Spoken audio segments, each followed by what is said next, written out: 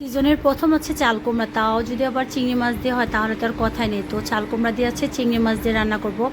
আর চাল কুমড়া দিয়ে কিন্তু আপনার ইলিশ মাছ দিয়ে রান্না করলে ভীষণ ভালো লাগে। এছাড়া হচ্ছে রুই মাছ, কাতলা মাছ, বড় বড় মাছগুলো আমার কাছে ভীষণ ভালো লাগে খেতে। তো যেহেতু চিংড়ি মাছ ছিল, তো ফাইনালি হচ্ছে চাল কুমড়া কেটে সাথে ছোটো ছোটো আলু কিউব করে কেটে তারপরে হচ্ছে এটা দিয়ে হচ্ছে রান্না করব। তো প্রথমে হচ্ছে কড়াইতে হচ্ছে তেল দিয়ে দিয়েছি। তো তেলটা দেওয়ার পর হচ্ছে দিয়ে দিব হচ্ছে তেল।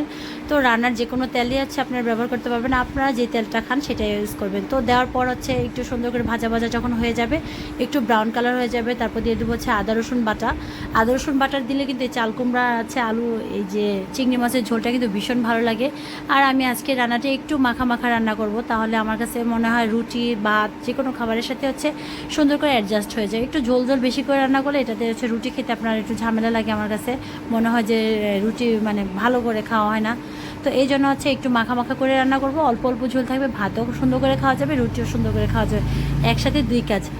তো যারা এইভাবে খেতে চান তারা এইভাবে তো রান্না করতেই পারেন। তো হচ্ছে যখন এটা হচ্ছে পেঁয়াজটা যখন একটু বাদামি কালার হয়ে এসেছে, আপনারা চাইলে কিন্তু একটু রসুন কুচিও দিতে পারেন। তো তারপর দিয়ে দেবো হচ্ছে আমি তেজপাতা, হলুদের গুঁড়া, মরিচের গুঁড়া, ধনিয়ার গুঁড়া, যে মশলাগুলো হচ্ছে আমরা রেগুলারলি ইউজ করি ঠিক সেই মশলাগুলো, এক্সট্রা কোনো মশলা দেওয়ার কোনো প্রয়োজন নেই এখানে।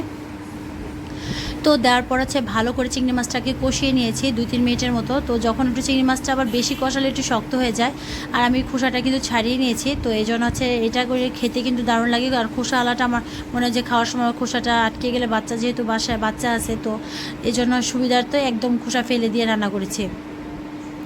তো আপনারা চাইলে খোসা কিন্তু অল্প অল্প রেখেও মানে চিংড়ি মাছটা কাটাকাটি করার সময় রাখতে পারেন, কিন্তু আমার যেহেতু বাচ্চা ছোটো ছোটো, তো তাদের জন্য তোমার খোসা যখন রান্না করব মানে খাওয়াবো তখন তো আবার খোসা খুলতে হবে। তো এই জন্য হচ্ছে আমি প্রথমে হচ্ছে খোসা ছাড়িয়ে একদম পরিপাটি করে হচ্ছে নিয়েছি।